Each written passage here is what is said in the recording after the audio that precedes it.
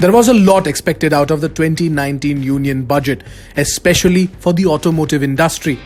Having faced a downward spiral ever since 2018, and manufacturers were looking for a breather, especially when it came to the GST rates on cars. However, the government did not reduce the GST rates on cars with a petrol or diesel engine, or in fact hybrids. The concentration this time around was on electric vehicles. Announcing the budget, Finance Minister Nirmala Sitharaman said that the government has suggested the GST Council to reduce the GST rate on EVs. Considering our large consumer base, we aim to leapfrog and envision India as a global hub of manufacturing of electric vehicles. Government has already moved the GST Council to lower the GST rate on electric vehicles from 12 to 5%. Also, to make electric vehicle affordable to consumers, our government will provide additional income tax deduction of 1.5 lakhs of rupees on the interest paid on loans taken to purchase electric vehicles. What does this mean? This amounts to a benefit of 2.5 lakh crores over the loan period to the taxpayer who takes loans to purchase electric vehicles. In addition to this, consumers will be provided with an additional income tax deduction of 1,50,000 rupees on the interest paid on the loans taken to purchase electric vehicles. The finance minister said that the deduction will lead to a savings of 2,50,000 rupees to an individual over the loan period, and added that customs duty is also being exempted for certain components of electric vehicles. However, there's no respite for car makers as there's no relief offered on the GST rates on vehicles.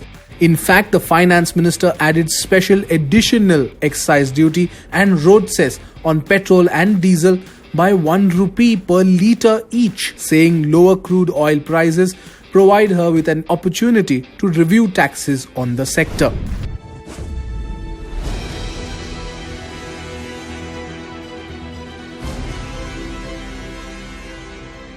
The MG Hector has finally been launched. The Hector sells as the Baijun 530 in China, the Wuling Almaz in Indonesia, and Chevrolet Captiva in Latin America. It's a car that has evoked so much curiosity and intrigue, a new brand, a new proposition, new styling, and some new features to boot.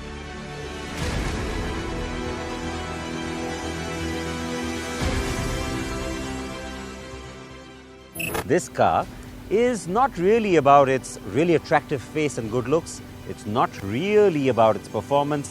What it's really about is all the tech that's inside, because it does set new benchmarks.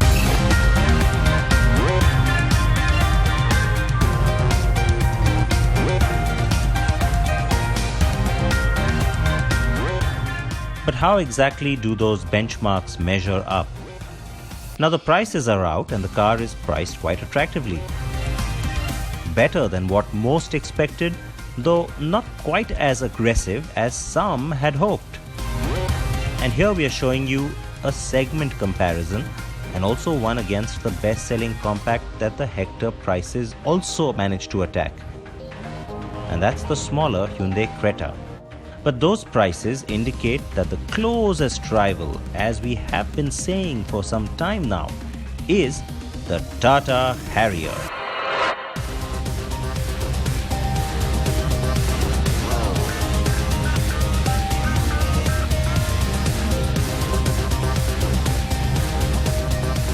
How interesting is it that we've got the modern design element on two cars in the same segment? I'm talking, of course, about the slim LED DRLs up top the headlamps down below. Until the next generation of the Hyundai Tucson comes around a few years later and joins this party, it's only going to be these two that have that kind of styling. Now, which car looks better is totally up to you, though I have to say, in terms of proportion and also in terms of being younger and sportier, the Tata Harrier certainly has that presence. But in terms of being a little more plush and upmarket looking, it's got to be the Hector. And so, depends which one you like better. What's really nice though is that you've got two distinct characters despite that kind of styling. The Hector's small wheels do look odd proportionately, while the Harrier looks ready for action. Both cars get a gorgeous rear end though. The Harrier has been generating much hype and interest before its launch. Post-launch things have been comparatively muted. Its styling is its biggest winning factor. And on the inside too, it does impress those who expect very little from Tata. But it's more in terms of what's listed on paper rather than the actual layout that will impress you.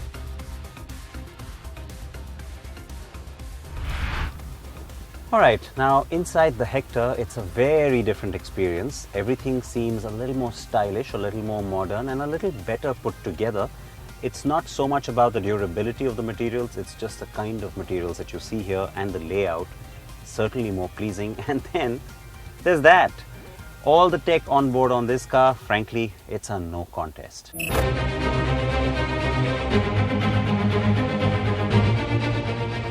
Yes, that tech on board is also shamelessly emblazoned on the car's body.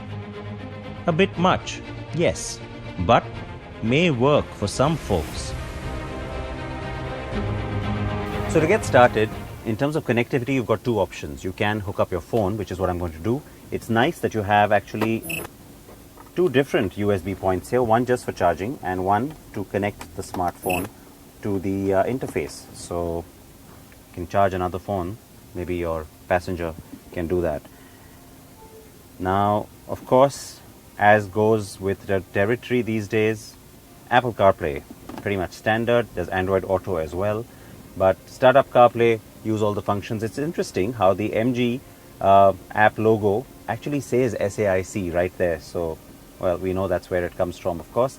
That, of course, takes you back to the home screen. Now, the home screen itself is divided into sort of different zones. You've got the three fixed zones. The one that deals with music, which is very important to most users.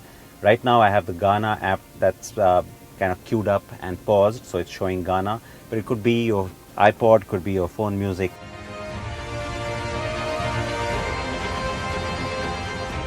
The little home screen button takes you back. It also shows you where you are. It also shows you the outside temperature and, of course, the network time. And also your 4G signal strength, which is important. Now, when you get into the car for the first time, well, let's do that.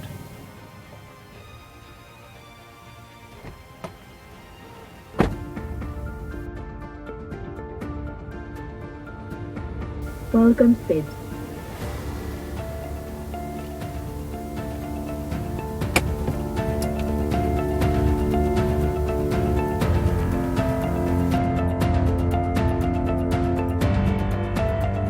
Now I bet you want to see how that embedded SIM on the Hector really works.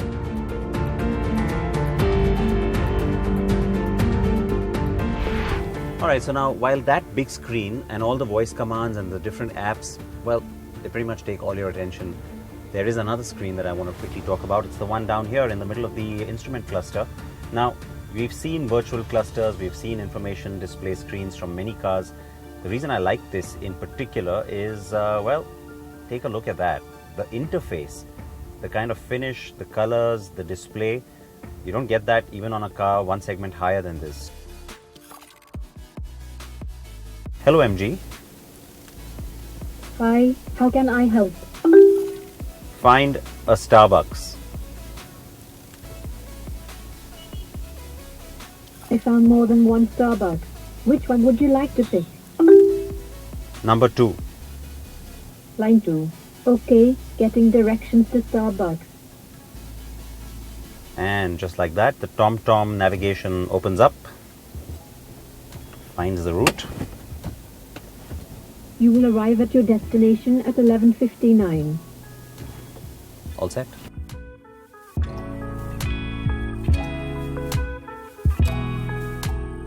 So that's everything when it comes to the screens in the car, but then there's the other screen that's in your hand. Now this, of course, should not happen when you're driving. It's the MG iSmart app, and it is a whole bunch of things again that get controlled through the app. Now, the most important, besides all the different things like setting your profile and putting in your journey, so you can do that ahead of the time, sends that information straight to the navigation system that way. You can also geofence, and that means that you can control where the car goes when you're not in it, in the sense that if somebody else is using it, especially a driver driving your kids maybe, well, then you can decide what sort of radius the car should not move out of. If it does, you get a notification alert straight away. That's how geofencing works. So right now I've just put in a 35 kilometer radius fence, and yeah, it's already set. But besides all of that, you also have the remote control. So when you're not in the car, you can actually lock or unlock it. You can open the tailgate, you can open the sunroof, or close all of those things as well. And it also tells you what sort of driving range you have left. I have 574 kilometers right now. You also have a notion of how much fuel is left in your tank. I've got 81% fuel. And you can also find your car. So if you park it and forgot where you parked it, well, you can find it and then find your way to it. So yeah, all of that I think is certainly a good amount of power to have in your hands, and more cars will have this going forward.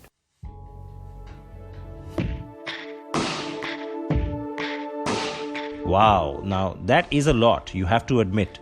Yes, the Hyundai Venue has already brought a lot of this to the market, but that car is a lot smaller and a segment down. Until Hyundai ups the ante on the bigger SUVs, namely the Creta or Tucson, and until the Kia Seltos arrives in August, the Hector has it made. The Tata Harrier also gets a touchscreen, a much smaller one, now with Apple CarPlay and Android Auto. It's a roomy cabin, and the air conditioning, front and back, is effective. But that's it. Now the petrol Hector has the option of the hybrid. That's a mild hybrid system. It uses a 48-volt lithium-ion battery. The car I'm driving has it. And while you don't really have any apparent difference in driving terms, because, well, it's not like a typical hybrid where you see all of the different output in terms of electric power versus gasoline power. The difference here is that it actually helps things along on two counts. The first, of course, the obvious one, which is it makes the car more fuel efficient. How much more fuel efficient? Well, 12% more than the standard petrol. And the other thing it does, which is interesting, is it also stores some of the power that gives you extra torque when you need it. So especially if you're in a high-speed situation or a tough situation on a highway, or the car will sense that it requires that little extra burst of torque, and you get 20 Nm more torque when you need it. So that's the function of the hybrid system. And 12% more on fuel efficiency alone is enough to say that it's a good thing. But it's not the most electric drive, pardon the pun. The car handles poorly and has a lot of body roll at higher speeds. It will all seem pretty good in city usage though by comparison. Everything on the Harrier feels a little bit clunky, a little bit dated, and unfortunately the engine comes across as a little bit unrefined too. It does the job, but it's just too noisy, and a lot of that noise permeates into the cabin. The fact that you don't get a petrol, the fact that you don't get an automatic, big sore thumbs for this segment. So what's redeeming then about the Harrier? The fact that it uses a Land Rover platform. That comes through in the ride and handling straight away and is a bit of an edge over the rivals.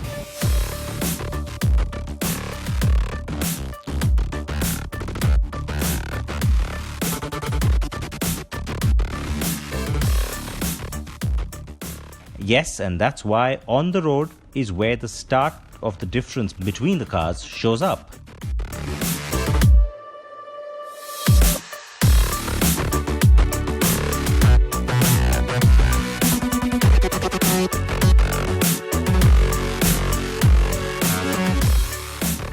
The one thing I do have to say though is, and I guess what would be the Achilles heel of the Hector is ride quality. It does come across as a little bit wanting in that department because, well, the suspension is not as plush as you would have liked, especially for a car of this size, and also given the kind of expectations people have from cars in this segment.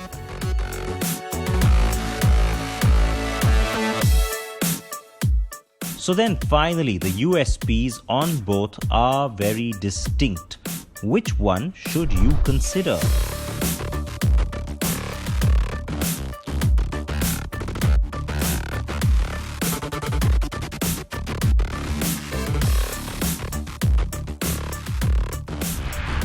It's got the sex appeal, it's got the attitude. The Tata Harrier is certainly a car that's impressed us, especially when you compare some of the previous SUVs coming from Tata. No doubt about it. But just in terms of the equipment, in terms of all the features, the fact that you get a petrol, the fact that you also have the smart hybrid and you have an automatic option, the MG Hector, throw in those compelling prices and it just becomes an immediate winner.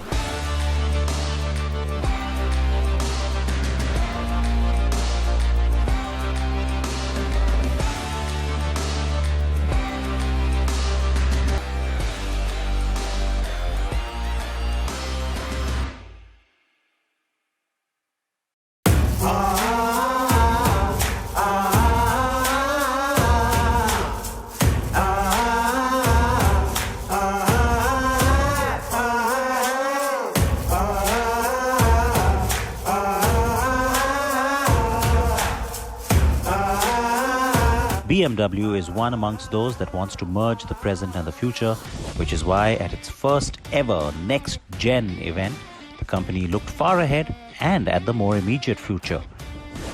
The future is of course electric, and BMW will now have 25 electrified models previously announced for 2025, 2 years earlier in 2023. BMW has been able to achieve this thanks to flexible vehicle architecture for fully electric, plug-in hybrid and combustion engine drivetrains.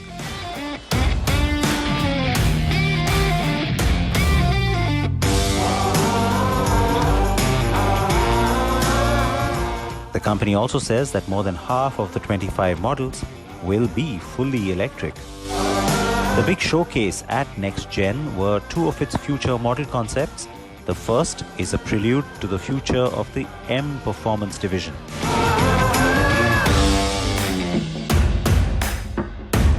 Undoubtedly, a showstopper here at NEXTGen has to be the Vision M Next concept.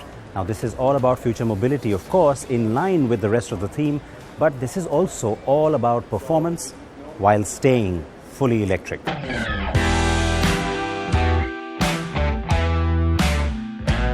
BMW's new supercar comes with a mid-engine layout and uses a plug-in petrol-electric drivetrain.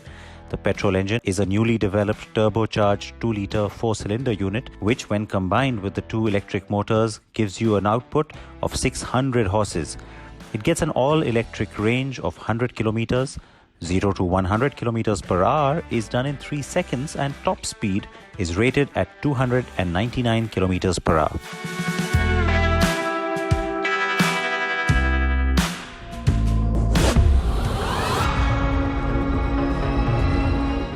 The group also showcased the Vision DC Roadster, which shows the future of BMW Motorrad with alternative drive forms. The bike uses a vertically fitted, longitudinally oriented battery, and that's mounted in place of the conventional engine. The cylinder-shaped electric motor is placed underneath the battery and is directly connected to the universal shaft.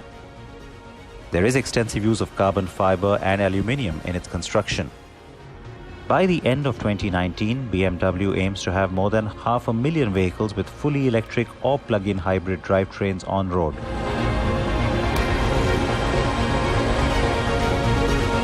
Within 2 years, it will offer 5 fully electric series production vehicles alongside the BMW i3.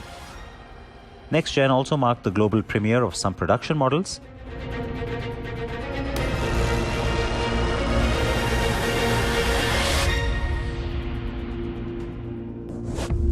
Of all the world premieres here at NEXTGen, the one that possibly matters to us the most on a practical level has to be the facelift on the X1. Now, the car won't arrive in India until the beginning of next year, but it becomes important because this segment has now started to once again see a lot of action, expand too, and the X1 has attained quite the benchmark status in that space. The X1's facelift builds on that with clear and prominent revisions made to its face and rear. Looks more dominant and of course has a larger kidney grille. There are new adaptive LED headlamps, and the bumper, along with the integrated LED fog lamps, also houses larger air intakes.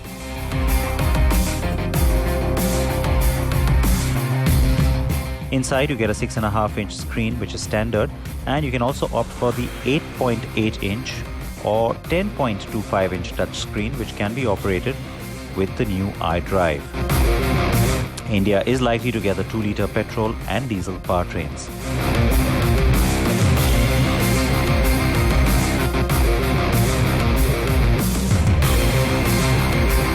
Another model that BMW is gearing up for India is the 8 Series Grand Coupe, and the NEXTGen event was the perfect platform for its global debut. Now, of the 8 Series family, the one that is confirmed for India, of course, is only the Grand Coupe, and we had a little bit of a closed-door session with the car, which we've showed you before on the show. This time, it makes its global public debut for the very first time at NEXTGen.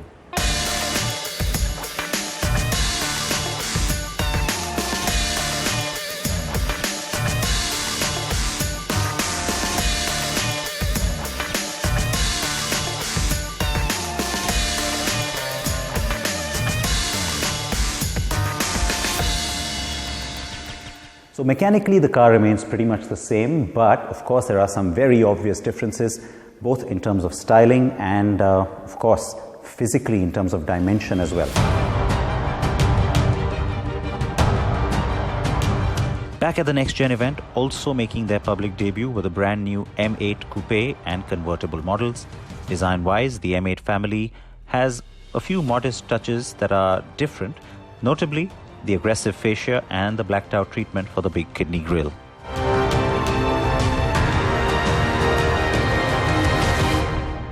Now, we only just introduced you to the 8 Series family, a brand new line from BMW, and it's starting to grow pretty rapidly. It was expected to happen. That's the M8.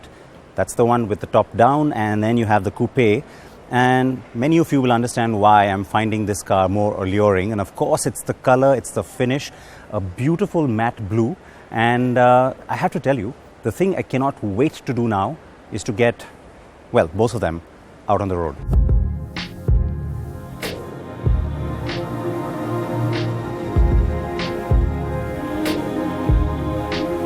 I am assured that will happen soon, so here's hoping. We also got a refresher on the previously shown iX3 and Vision iNext concepts, along with a new station wagon version for the latest generation 3 Series.